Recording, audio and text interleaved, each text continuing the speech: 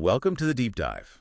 Today, we're diving into something pretty monumental, I think. Definitely. We're exploring excerpts from Pietro Ubaldi's A Destiny Following Christ. And this isn't just, a pamphlet. Oh, not at all. We're talking 24 volumes, maybe 10,000 pages. Yeah. Decades of writing, starting way back in 1931. Wow. So a real life's work trying to understand what the universe, our place in it. Exactly. The origin, the structure, how it all functions, physical, dynamic, psychic, and, our purpose within that grand scheme. Okay, so our mission here is to pull out some key insights, right? Especially on how he saw us evolving, individuals and society, and this whole dance between the spiritual and the material. Right, and the first thing that jumps out is how the work even came about. Ubaldi describes it as arising from an inspirative, active, and conscious mediumship. Okay, mediumship, that word carries some baggage, doesn't it? It does, but he's careful. Active and conscious suggests it wasn't passive channeling, more like a collaboration, a fusion between some radiant center, the inspiration source, and his own mind as the instrument. Gotcha, so him participating actively. Precisely, and he was very clear. The work, these 24 volumes, that's it, complete. No more additions through that channel. Interesting. Sets a boundary. It does, and it immediately sets up this core tension he talks about constantly. The work, representing the positive ideal, plus hitting resistance from the world, which he sees as sort of negative in relation to those ideals. Okay, that resistance. Yeah.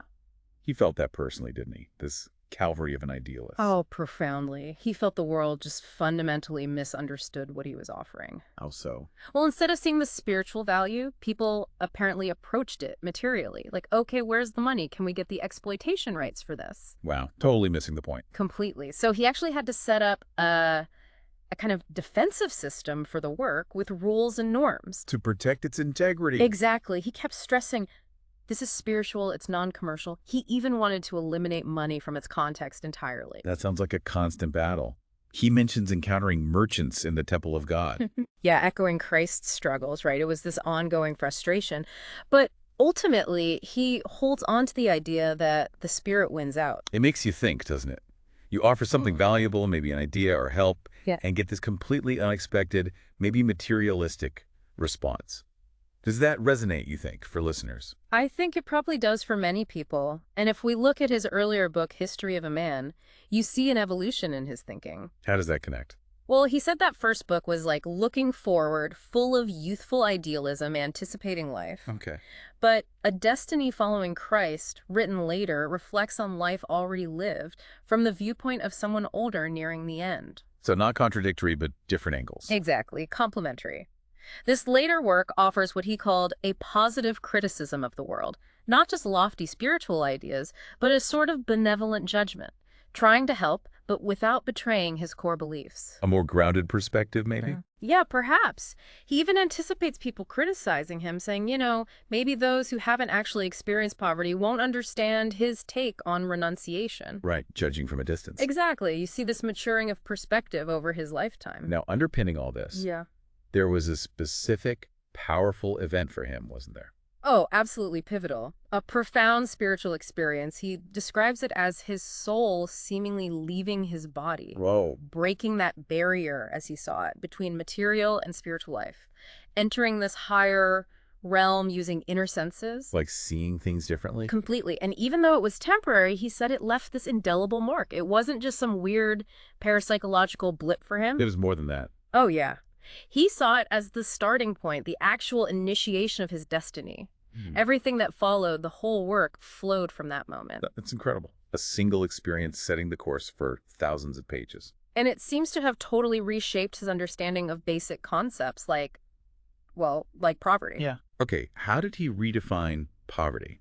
Because that word means different things to different people. Totally. For Ubaldi, it wasn't just being poor, lacking necessities, and it wasn't, putting on a show of asceticism while actually being lazy. Right, the sort of performative withdrawal. Exactly. He critiqued that pretty harshly, said it offends the truly poor. His idea was specific, living only from your own work. Okay. Deliberately minimizing material needs to maximize spiritual ones, and crucially, working for others without expecting payment gratuitously. So, an economic foundation for spiritual life, but an honest one, not parasitic. Precisely. His vow was to really connect with the less fortunate by sharing their limits, not through some kind of top-down charity. That's a very different take. Makes you think about our own relationship with work and stuff, doesn't it? It really does. And from that flows his idea of two contrasting moralities. Okay, what are they? He talks about the morality of the involuted.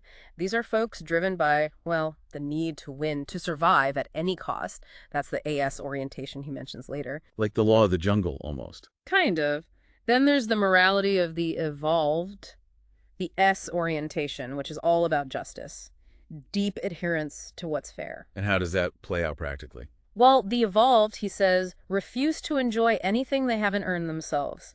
They only accept possessions in proportion to what they contribute to the collective good. That puts things like inherited wealth in a tricky spot, I imagine. Exactly. He questions it, suggesting big fortunes often come from appropriation, not just pure production. So as you hear this, you can probably see examples of both these moralities out there, right? Maybe even within ourselves sometimes. For sure. And for Ubaldi, these weren't just abstract ideas.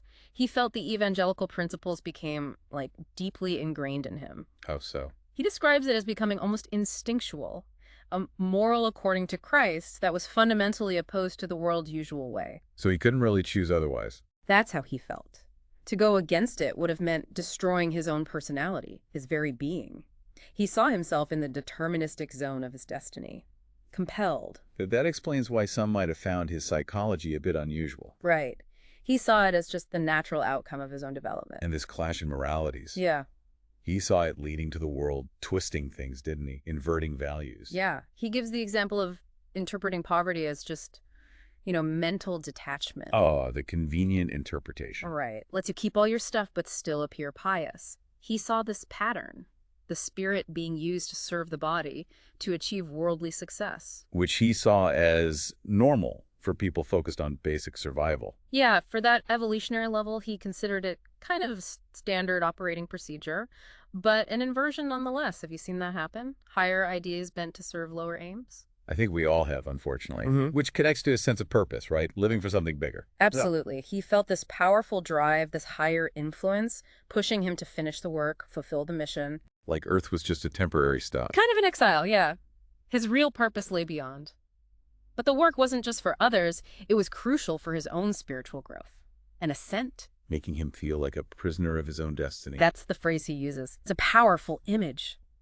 Have you ever felt that kind of pull towards something? Not quite a choice, but almost a compulsion? Maybe not quite that intense, but yeah, you get drawn to things.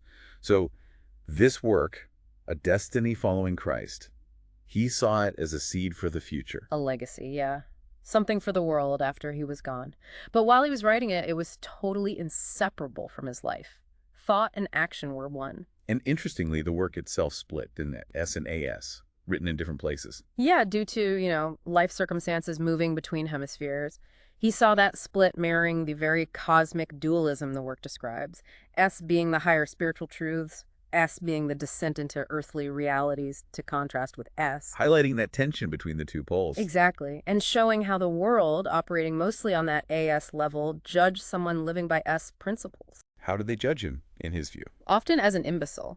Because his values just didn't mesh with the earthly focus on survival and wealth accumulation. Where money equals wisdom and poverty equals being dumb. Pretty much. Ubaldi stressed that real progress is evolutionary advancement, something far beyond chasing immediate concrete pleasures. So a long-term versus short-term view. Right. The more evolved have that longer perspective, while the less evolved react more immediately. He saw this opposition as just built into the universe's structure. Which leads to the evolved being kind of marginalized. Yeah, isolated, often. Because the world gears itself towards the average type, and sheer numbers tend to dictate what gets accepted as truth. So the evolved have to choose. Conform or stay on the fringes. That's the dilemma. And the masses, through demand, control what gets produced. Spiritual goods get watered down or rejected. Earth just takes what it needs right now from prophets or geniuses. And adapts it to its own level, yeah. Exceptional people get judged by worldly standards and kind of used for the world's own evolutionary pace. Ever felt out of sync with the crowd like that? His ideas might ring a bell. Yeah, definitely. Now, he had an interesting take on imbalance. Like with wealth? He did. He argued that excessive unearned wealth creates instability. It invites attack, breeds resentment. The corrective force. Sort of. He saw possessions as cyclical. The rich tend to lose it, the poor tend to gain it. A constant flow ensuring movement and learning for everyone. Like life itself pushes the wealthy towards conditions that cause their decline, a kind of built-in social justice. That's his suggestion, yeah, predating political stuff. So rich and poor aren't fixed states, but phases offering chances to learn and evolve. And does this evolution apply to pleasure and suffering too? He thought so. The more evolved seek different pleasures, earthly stuff becomes uninteresting, maybe even repulsive. And trials change too. Yeah. Less evolved might face more physical hardship. More civilized people, geniuses, saints, their trials become more spiritual. Designed to detach them from worldly things, makes you think about your own challenges, how they might have shifted over time, huh? Yeah. He even touches on paradoxes, like necessary injustices. That sounds tricky. It is. He's clear they aren't virtues if they lack merit. But sometimes, suffering or illusion seems needed for evolution, correcting the AS defects with S virtues. And the desire to conquer as AS leads to failure. Leads to disillusionment, yeah. He believed the victory of S over the negative AS actually prevents worse suffering and deception. It eventually bites the deceiver back. Divine justice within the AS. Okay. And the struggle for survival itself evolves. Absolutely. From brute force to intelligence, organization, tech, like in modern war. But true progress. That's when we use force and smarts constructively, positively, guided by justice. That's the glue for anything lasting. Which brings us back to interchange being key, right? Not just external systems. Absolutely central for Ubaldi. Politics alone can't make balanced, conscious people who use freedom and property well without huge egos or just dissolving into the mass. Evolution is slow, internal. Painfully slow sometimes. And right now, he saw this clash. Science changing the outside world way faster than we change inside. So old instincts, like conquest, are becoming obsolete. Increasingly, yeah. In a connected world needing cooperation, aggression gets channeled into sports, entertainment, maybe trying to outgrow that lower mental state. Do you see that tension playing out today? I think you can, yeah. And the cost of not changing? The cost of conflict. Huge in his view. Intelligent people realize oppression breeds resistance. All that energy wasted fighting hinders real progress. Wealth, well-being, harmony, education, spiritual growth. Need moral change alongside the tech change. Or we become robots. And he was critical of old ways of thinking. Oppression destroys value, doesn't create it. Real education develops personality, doesn't squash it. You saw society's judgments evolving too, right? Like with Teilhard de Chardin. Good example. Someone condemned, then later recognized, often after they've suffered or died, shows how authority can shift and, well, rewrite history a bit. And the move towards dialogue. He saw that as positive. In religion, politics, moving away from pure conflict to trying to solve problems together more intelligently, a more civilized way. Have you noticed that shift? Ideas once off limits now being discussed. Sometimes, yeah. And underlying all this, he saw a push towards unification. A deep drive, yeah. Even things like concentrated power, atomic weapons, paradoxically, he saw them pointing towards unifying humanity, which historically tends towards self-destruction. And economics reflects this dualism too, AS versus S. Clearly, the old AS law, egoism, calculated exchange, what's in it for me, clashing with the emerging S law, altruism, cooperation, shared benefit. Economic conflict as a driver of evolution. Yeah, but ideally on an intellectual, spiritual level, not just animalistic fighting. So two basic economic systems he contrasts. Right. Earth's dominant one. Separation, self-interest, due days. So you give calculated advantage, underlying rivalry, regulated by laws. Versus A more evolved one. Altruism, cooperation, spontaneous harmony, trust, shared interests, no need for forced discipline or external controls, which feels more dominant now, which holds more potential. Good questions. And then there's the Bank of God. What's that about? Yeah, intriguing concept. It's for those with spiritual awareness, a higher accounting system. The goal isn't beating others, but aligning with divine law. So injustice creates a kind of spiritual debt. Exactly. Leading to negative payback. As methods self-interest manipulation are useless in the S realm, they backfire. Honesty, purity, acting for the good, that yields positive returns in this bank. Does that idea resonate at all? This higher accountability. It's a powerful thought. He also uses masculine and feminine principles, right? Yeah, as another way to explore duality. Life seeks self-affirmation through egoism, but the masculine reason, initiative, focus on production, money. And the feminine. Intuition, nurturing, focus on love, spirit. Seemingly opposite, but he saw them as complementary. with different ethics, different ideas of justice. Right, and civilization involves integrating them. He saw the church as an example, feminine spirit protected by masculine organization. The goal now is to overcome the antagonism, see the complementarity. Can you spot those approaches around you, regardless of gender? I think you can, yeah. Different ways of operating. And he saw civilization shifting value away from just physical strength towards intelligence, mental activity. But the core types remain, focused on love versus money. He thought so, yeah. Dividing humanity into these complementary parts, each with its own logic and sense of what it's due. And these principles show up on a bigger scale, too. Yeah. Society, ideologies. He thought so. He controversially saw communism in its forcefulness as kind of masculine and traditional Christianity, emphasizing love as more feminine. Wow. But he saw evolution using both approaches to push towards justice and spiritual growth, maybe converging later. Even the church's sometimes contradictory actions he framed as masculine protection of the feminine spirit needed for survival. He also saw a shift towards seeking understanding, not just blind faith. Definitely. Moving away from just accepting tradition towards actively wanting evidence, understanding, trying to avoid distortions, uncover hidden truths. And ideals coming down to earth are part of that, transforming people. Yes, but it's a task for the evolved, not the involuted. And these evolved aren't just naively good, they need a different strength. A strength that includes resisting evil, not just being passive. Crucial point. The good must actively resist, create barriers, force the wicked to become less effective until dishonesty just doesn't pay. That struggle drives evolution towards justice. Which sets up the contrast between the saint and the involuted. Right. The saint offers a higher path, but the involuted resists. They see the call for effort, renunciation, as a threat to their attachment to earthly life. Because they can't really imagine that higher life. Not yet. They're rooted here. For the saint, detachment is liberation, not total loss. Have you seen that resistance to growth? His view might shed light on it. Yeah. And how does the world treat the saint, typically? Often badly. Isolation, incomprehension, exploitation, condemnation, trying to drag spirituality down to a material level it can manage. Offering worldly rewards the saint doesn't even want. Exactly. Rewards that serve the followers' interests who want to control the saint. Which leads him to say, true holiness is internal. Not something religious authorities can measure or control for their own ends. Right. Real saints are made by God. Worldly recognition depends on the collective level. Higher can judge lower, not vice versa. Councils reflect majority views, maybe not higher truth. And this can lead to alliances between religion and power. He suggested it can, a symbiotic thing. Religion helps keep the masses subdued, protecting the status quo for the powerful, who in turn support the institution. And then you get the pseudo-idealists. Right. Faking it for personal gain, exploiting goodwill, but divine law catches up eventually. From a purely worldly view, faith is just a tool then. That's the cynical take he describes, a way to manipulate people, like fishing. The world runs on fishermen and fish. And true idealists get crushed. Often, yeah. Sacrificing for ideals in a world focused on survival.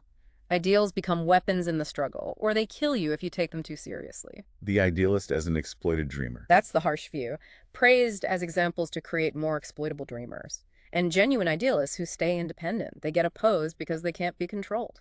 But he saw a shift happening towards materialism, pragmatism. Yeah, less focus on lofty ideals, more on material well-being, immediate improvements driven by science and tech. And maybe less tolerance for hypocrisy, not out of morality, but efficiency. Kind of a utilitarian shift, yeah, just wanting things to work more smoothly. And this transformation hits religion too. Big time. More critical thinking, self-control, responsibility.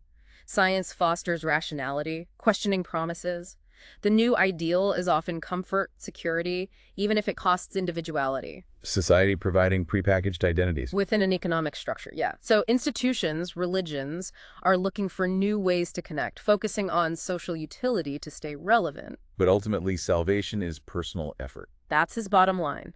Inner transformation is key. He also mentions psychology revealing issues with past religious vocations. Yeah, suggesting some weren't genuine calls, but maybe masked drives for survival or status, leading to internal issues within institutions. And this ties into relativism, truth being seen as less absolute. Right. Less emphasis on authority, more on individual conscience, questioning current truths, expecting future updates. So institutions like the church need to show their social usefulness. To survive, yeah. Hmm. Adapt to mass needs. Rigid doctrines get reevaluated. He felt the original essence of Christ got buried under layers of tradition, and rediscovering it is crucial. He saw changes in confession, too. Sex versus social sins. Definitely. Sexual issues moving towards medicine and psychology, social sins harming others, the community becoming more prominent, a masculinization of judgment focused on society's well-being. So social injustice becomes a bigger sin than, say, sexual ones. In this evolving view, often yes. And the practice of confession itself, he saw it evolving, sometimes allowing continuous sin and absolution to coexist. Offering a kind of superficial peace without deep change. Potentially, yeah. But there's also this growing social consciousness of sin, awareness of how actions impact others, aiming for better coexistence. Morality shifting from serving elites to benefiting everyone. Promoting cooperation over domination, yeah. Authority's role changing from command to serving the collective. Power depends on fulfilling that function. So a new morality demanding duty to others, respecting rights. Including the marginalized, yes. But laws need teeth sanctions. Rights aren't just given, they have to be claimed. And merit capacity become more important for having advantages. Through all this change, though, he saw an underlying principle staying the same. Yeah. The form changes, the principle endures. He uses death as an example. It's a necessary transformation for life to continue in new forms. We're not owners, just part of the flow. Stewards, maybe? Able to use what we encounter. But we are the creators and owners of our path, in a sense. And Ubaldi himself wasn't one for blind faith, was he? Not at all. Not a sheep, as he put it. He needed to think, to understand, couldn't just accept doctrines without deep analysis. That difference in mindset inevitably causes clashes with crystallized truths. Where does resistance to spiritual progress come from, in his view? Several places. One, people clinging to their lower nature, the AS, resisting higher principles. Two, misunderstanding divine law, thinking it's arbitrary, not a consistent system God also follows. Okay, what else? Three, misapplying humility, thinking everyone needs it equal, even those already aware.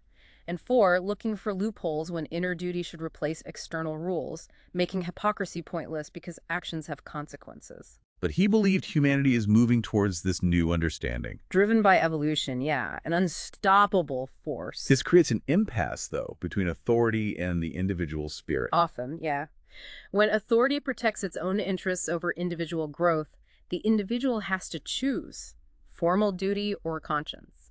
And authority might just retreat behind rules, become passive. While the individual, driven by evolution, becomes dynamic, proactive, seeking assent independently, even if condemned. He also saw conventional religion catering mostly to the average person. Yeah, focused on basic needs, maybe selfish salvation, which works for the masses but creates conflict with exceptional individuals whose needs go beyond that. Those individuals have to walk their path alone with God. That's his conclusion. They're destined for that direct connection. He even told a little story. A parable. Yeah, about how different groups could coexist, each using religion for their own self-interest, maintaining a kind of superficial harmony. Going back to his own work, its beginning was unexpected. Totally. Started in 1931, driven by this inner impulse he couldn't ignore, resulting in this massive work explaining the universe, humanity's place. Aiming for what? Wiser living. A new civilization. Both. Laying foundations for the third millennium, more intelligence, more goodness. And his principle of relying on spiritual forces, he felt it was proven right. Validated experimentally through the work itself, yeah. Results he couldn't explain without higher intervention. And offering the work in Brasilia, he saw that as significant, fulfilling a role for Brazil. Yes, a prophesied historical function, marking the start of the second Brazilian part of the work's journey. A divine will, he felt, for the seed to grow spiritually there. A destiny of goodness, love, peace, not war. He also preferred direct spiritual contact over other means. Strongly. Because it develops your consciousness doesn't subjugate it to some unknown entity. The goal is forward evolution, not regression or serving some other agenda. With the work finished, that initial mediumistic channel closed. Naturally, like gestation ending after birth. Further communication that way would likely be illusionary, he thought. He keeps coming back to the ideal encountering resistance from the world. It's fundamental. Ideals are evolutionary steps, but the world resists the effort they demand, tries to destroy or exploit them instead. A clash between spiritual evolution and worldly self-interest. Exactly. The written work now acts as that fertilizing element, replacing the initial inspiration. And he used telepathy as a model for how ideals descend. As a possibility, yeah. If we have rudimentary telepathy, maybe higher evolution has advanced forms. Things like intuition, prophetic inspiration, voices from above could be seen as telepathic transmissions between levels. Science using radio waves kind of supports the idea of transmission. He thought so. So ideals descending could be like a telepathic guidance from more advanced consciousness. And his work is a center for that, a conceptual system. Yes, a center for evolution, an attempt at this descent. Whether it came supernormally or not, its value is in the solutions it offers. But the center is the work system, not him. He renounced any leadership role or personal gain. Though people sometimes misunderstood that, thought he was ambitious. Yeah, led to unfair criticism. But he anticipated this tendency for ideals to get twisted when they hit the world. It was addressed early on in the work. From the beginning, warnings against materialistic use, emphasizing its spiritual power against the world. It connects back to that Calvary of the idealist, even in the 20th century. Still facing hardship, rejection, exploitation for trying to uplift people, he personally struggled overcoming greed, needing charity, fighting misuse just to produce the work without profiting. Witnessing your ideals get inverted, distorted, that must be painful. Deeply. Seeing higher purpose reduced to worldly ends by self-serving people. But he believed the ideal ultimately wins out, re-emerges. Absolutely. After the idealist seems finished, the positive essence, forced to take root, will ascend again, redeeming parts of the lower plane. The sea becomes the tree, bears fruit, fulfills its purpose. He also spoke highly of intuition, right, as a form of knowledge. Superior to intellect, he argued, confirming thinkers like Assagioli through his own experience. Intellect analyzes the outside, step by step. Intuition penetrates the inner nature boom, rapid, illuminating insights. Fleeting, though. Need to grab them quickly. Yeah, write them down fast for later analysis. That's what he did. Solutions often came intuitively, worked out unconsciously. And intuition isn't just passive, it's active. Active, conscious contact with profound thought. Dynamic, life-giving, carries energy.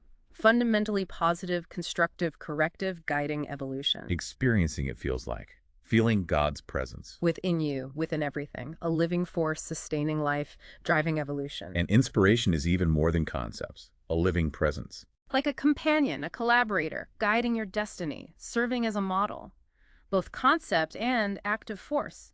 Attained through calmness, trust, humility, inner work. He connected inspirative mediumship to spiritual growth. Yeah, communication between the average unconscious and the superconscious.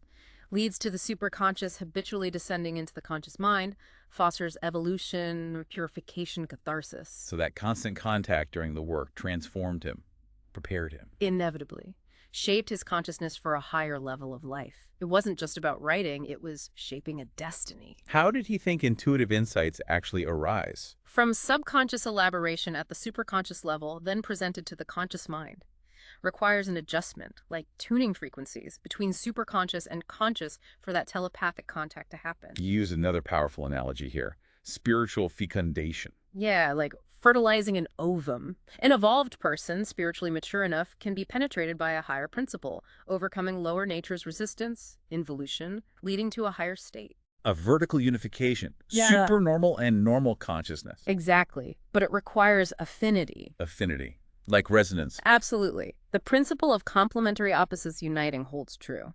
You need affinity, resonance, for mental contact, for fusion.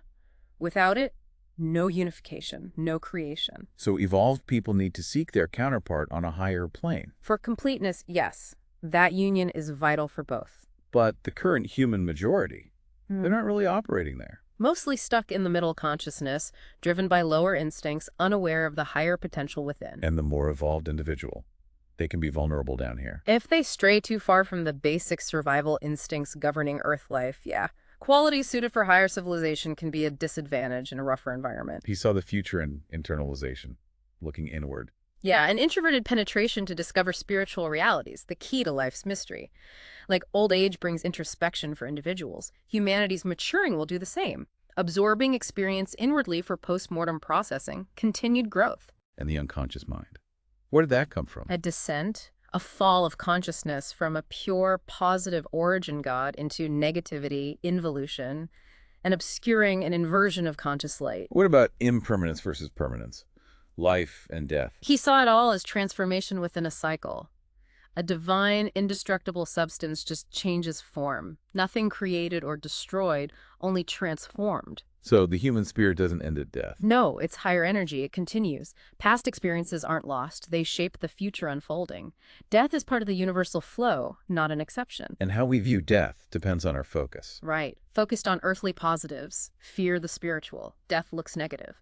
Prioritize spiritual positives. Death is a positive transition to greater life. Compensation, inversion of earthly limits. Existence can't be annihilated. Preparation for what's next is essential. What do we truly possess then? Our virtues. That's it. The only inalienable possessions, the means to truly master things.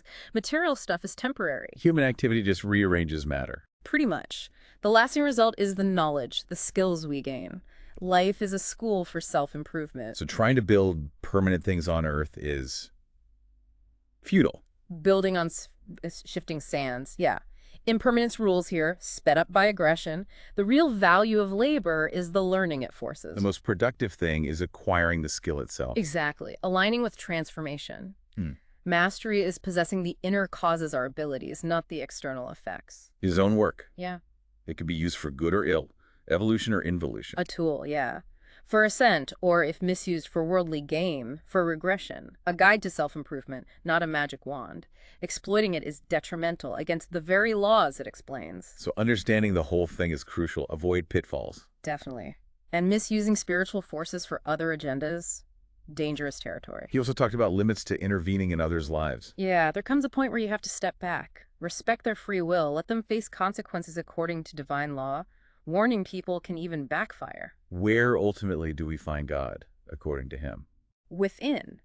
The structure of reality dictates an introspective path, found inside in proportion to your spiritualization. God's presence, God's thought, is internal deep down. Which explains our longing for happiness despite suffering. Remembering our origins in the superconscious, yeah. So religion, spirituality become forms of deep psychological self-analysis focused on that superconscious, a high form of intellectuality acceptable to science. And Christ fits into this how? As S? Within the Trinity, God the Spirit thought, Father action, Christ the Son work S, the result of creation, same substance as the Father, thus also God. Christ aligns with S creation, returning to its source.